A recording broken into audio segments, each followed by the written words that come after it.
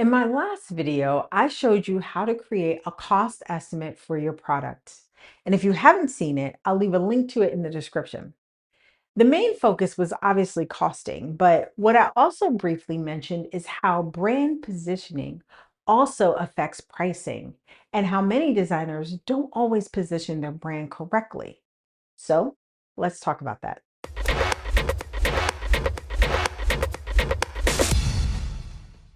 Welcome back to my channel. My name is Mikkel Drew Pelham. I talk about digital fashion design software, how to communicate your ideas clearly, and how to turn creativity into a sustainable fashion business. If you're tired of guessing what software to use, what skills to learn, and what actually matters as you build your fashion brand, this channel is for you. Make sure you subscribe and turn on notifications so you can keep learning with me. This is the fashion pyramid. If you've never seen it before, I invite you to look at this video on my channel where I dive deep into what all this means and what these categories are. But essentially there are 8 categories.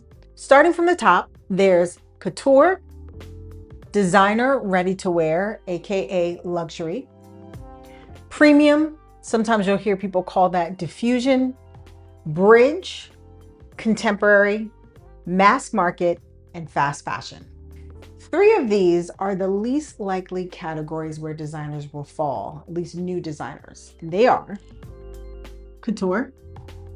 At least in the US, couture is very expensive, very hard to find. There aren't many couturiers here in the US, if any, and it's just a harder business to sustain. The other 2 are mass market and fast fashion. You need a lot of money and a really good and large group of people to really even start playing in this area. So this is not where you want to go initially. And let's be honest, nobody needs any more fast fashion.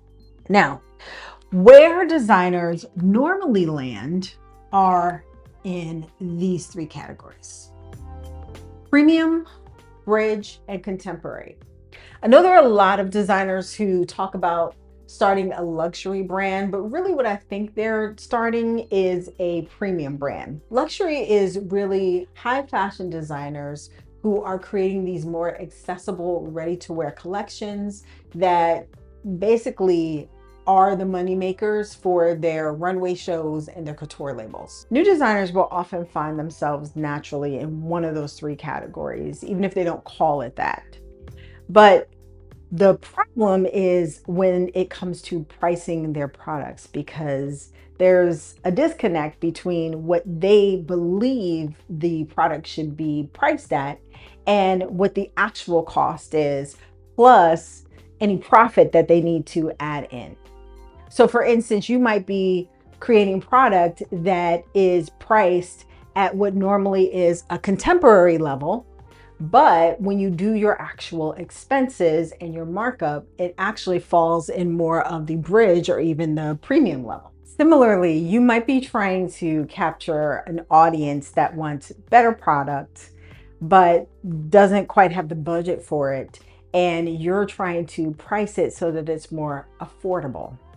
A few years ago, there was this buzz phrase, affordable luxury. Affordable luxury technically is premium level product. And don't get me wrong, premium product is more affordable than luxury. But make no mistake, premium product is priced so that it covers the cost of the product and there's a profit built in.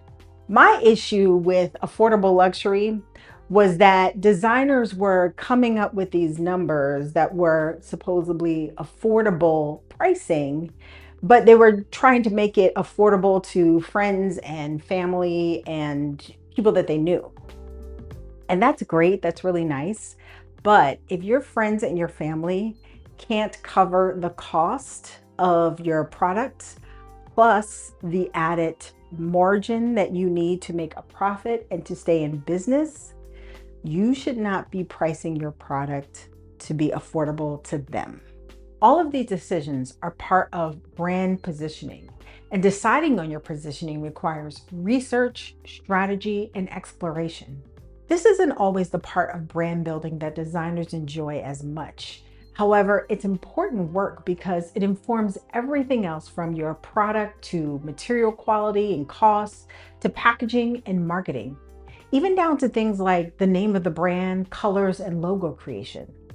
So if you're a new brand or even somewhat seasoned one, and you know you don't yet have strong positioning, start thinking about what market category your product falls into. And is that where you want to be? Then begin to think about how that market category affects the product itself, how it's made, what materials do customers in that category want or expect to touch and experience? How will you market to them? Your positioning should really be determined before you even lift pencil to paper to start designing. If this is all new to you, our Build a Profitable Fashion Brand course explores this topic and more, including determining your customer, properly pricing your product, and choosing the right product and assortment for your brand. If you're ready to build a profitable fashion brand, not just a creative one, I'll leave a link to the course in the description to learn more and sign up. Thanks for watching today's video. Be sure to like, comment, subscribe, and share this video with another designer who needs to hear it. Have a fantastic week, and I'll see you next time.